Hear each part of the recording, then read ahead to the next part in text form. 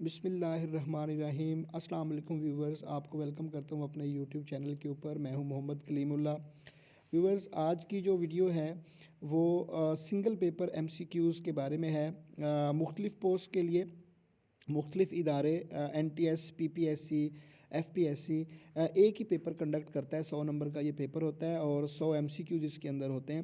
تو اس پیپر کا انٹروڈکشن میں آپ کو دینے جا رہا ہوں آج کے اس ویڈیو کے اندر۔ اس پیپر کے اندر کون کون سے سبجیکٹ کے ایم سی کیوز شامل ہوتے ہیں، کتنے ایم سی کیوز ہوتے ہیں کس سبجیکٹ کے، اور اس کے لیے کیسے تیاری کی جا سکتی ہے۔ تو آج کی ویڈیو بڑی انٹرسٹنگ ہے اس حوالے سے۔ جو لوگ تیاری کر رہے ہیں مختلف پوسٹ کے لیے، پی پی ایس سی کے اندر اور ایف پی ایس سی کے اندر، این ٹی ایس کے اندر آنے والی ایجوکیٹر جاب کی تیاری کر رہے ہیں، لٹریسی موبلائزر کی پوسٹ کے لیے، مانیٹر کی پوسٹ کے لیے تیاری کر رہے ہیں، تو ان کے لیے یہ ویڈیو بڑی یوزفل ہو سکتی ہے۔ تو اینڈ تک جڑے رہیے گا اس ویڈیو کے ساتھ۔ ویورز، جو one paper M C Qs ہوتے ہیں، 100 ایم سی کیوز ہوتے ہیں پیپر کے اندر، 90 منٹس کا یہ پیپر ہوتا ہے اور اس کے اندر سب سے زیادہ ویٹیج ملتا ہے، سب سے زیادہ پورشن ہے وہ انگلش لینگویج کا ہوتا ہے۔ 30 سے 35% کا جو پیپر ہے وہ انگلش لینگویج کے اوپر ہوتا ہے۔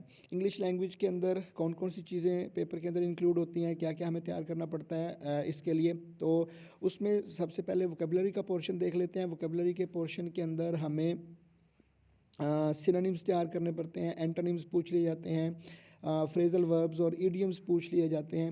تو ووکیبلری میں یہ چیزیں ہمیں تیار کرنی پڑتی ہیں۔ اور اس کے علاوہ جو گرامر کا پورشن ہے، گرامر کے پورشن کے اندر وائسز ہیں، یعنی کہ پیسیو وائس ہے، ایکٹیو وائس ہے، پھر نیریشن کا پورشن ہے، ڈائریکٹ انڈائریکٹ کا پوچھ لیا جاتا ہے، پھر کریکٹ یوز آف دا ورب ایٹینسز ہیں، تو یہ کریکٹ یوز آف دا ورب کے بارے میں کوسچن پوچھ لیے جاتے ہیں۔ اور بعض اوقات لٹریچر کے بھی کوسچن پوچھ لیے جاتے ہیں، بکس کے بارے میں کسی بک کا نام پوچھ لیا، یا کسی رائٹر کو، انگلش رائٹر جن کو نوبل پرائز ملی ہوئے ہیں لٹریچر کے اندر، ان کے بارے میں کبھی کبھار پوچھ لیا جاتا ہے کہ فلاں ایئر میں کس رائٹر کو نوبل پرائز ملا، یا اس رائٹر کو کس ایئر میں نوبل پرائز ملا۔ تو دو طرح سے نوبل پرائز کا کوسچن بھی پوچھ لیا جاتا ہے۔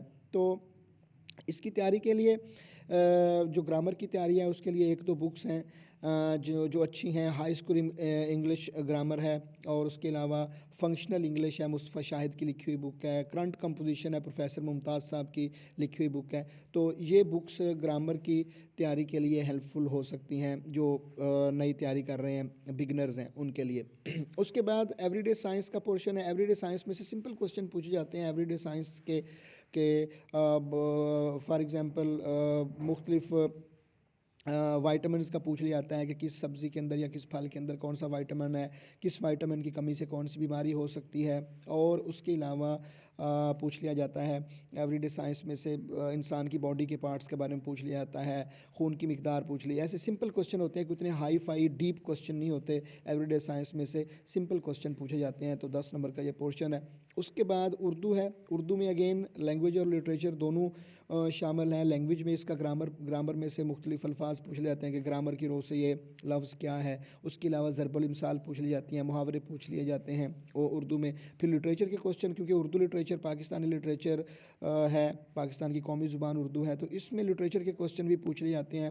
مثال کے طور پر کہ یہ بک کس نے لکھی، یہ شعر کس کا ہے، اور اس کے علاوہ افسانہ، ڈرامہ، یا اس کے علاوہ ناول میں سے کردار بھی پوچھ لیے جاتے ہیں کہ یہ کون سا جو کردار ہے کس ڈرامہ، ناول یا افسانہ کے اندر رونما ہوا تھا۔ تو یہ اردو کے پورشن میں اس طرح کے کوسچن ہوتے ہیں۔ پھر کمپیوٹر سکلز ہے، very very important. Computer skill میں سے بھی کوسچن ہوتے ہیں، 10% portion at least computer skills کے اوپر ہوتا ہے۔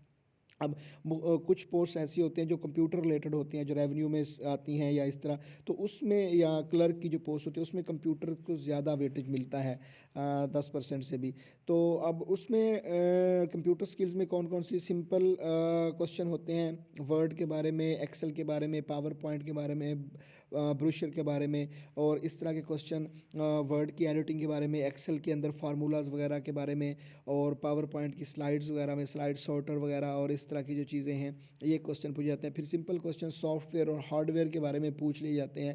تو اس طرح کے سمپل کوسچن کمپیوٹر میں پوچھے جا سکتے ہیں۔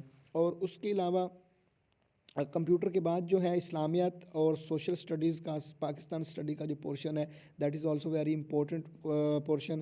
اب اسلامیات میں قرآن پاک میں سے کوسچن پوچھ لیا جاتا ہے کہ کون سا حکم کس سورہ میں نازل ہوا، اور اس کے بعد حضور اکرم صلی اللہ علیہ وسلم کی لائف کے بارے میں پوچھا جا سکتے ہیں کوسچن، آپ کی لائف کے اندر جو واقعات رونما ہوئے ان کے بارے میں، پھر صحابہ کرام رضی اللہ تعالیٰ عنہم کے بارے میں پوچھے جا سکتے ہیں، ان کی لائف کے بارے میں، پھر مختلف غزوات کے بارے میں پوچھے جا سکتے ہیں، ہجرت کے بارے میں کوسچن جو ہے وہ پوچھا جا سکتا ہے، صلح حدیبیہ کے بارے میں کوسچن پوچھ لیے جاتے ہیں، تو مواخات مدینہ جو ٹریٹی آف مدینہ ہے اس کے بارے میں کوسچن پوچھ لیا جاتا ہے۔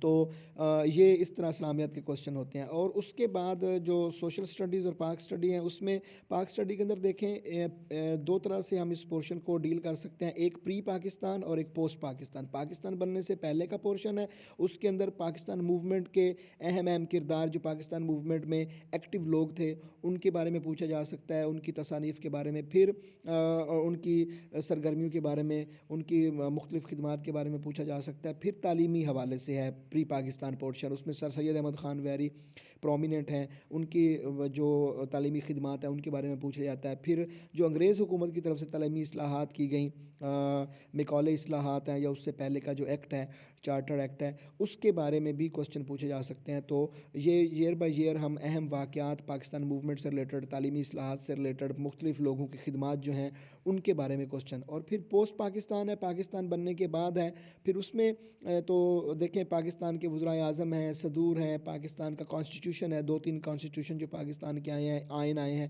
وہ آئین کے بارے میں کوسچن پوچھے جا سکتے ہیں۔ پھر پاکستان کی ایجوکیشنل پالیسیز ہیں مختلف ادوار میں، ان کے بارے میں کوسچن پوچھے جا سکتے ہیں۔ پھر پاکستان نے 2-3 وارز لڑی ہیں انڈیا کے ساتھ، ان کے بارے میں کوسچن پوچھے جا سکتے ہیں۔ پاکستان کی سپورٹس کے اندر جو ایکٹیویٹیز رہی ہیں، پارٹیسپیشن رہی ہے اور وہاں پہ پاکستان کی جو کامیابی رہی ہیں اس کے بارے میں کوسچن پوچھے جا سکتے ہیں۔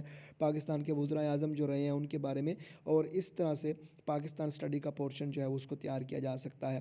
اور اس کے بعد میتھمیٹکس ہے، میتھمیٹکس کے اندر سمپل کوسچن ہوتے ہیں، میتھمیٹکس کے کوئی ہائی فائی کوسچن نہیں ہوتا میتھمیٹکس کا، لائک آپ 4 5 6 7 8 کی جو بکس ہیں میتھ کی اس میں سے تیاری کر سکتے ہیں۔ اس میں سمپل کوسچن، جن کی میتھ ہائی ہے ان کو تو ضرورت نہیں ہے، جن کی ویک ہے ان کو ضرورت ہوتی ہے کہ وہ یہاں سے کمیشن کے کوسچن، پرسنٹیج کے کوسچن اور سمپل الجبرا کے کوسچن یہاں سے تیار کر سکتے ہیں۔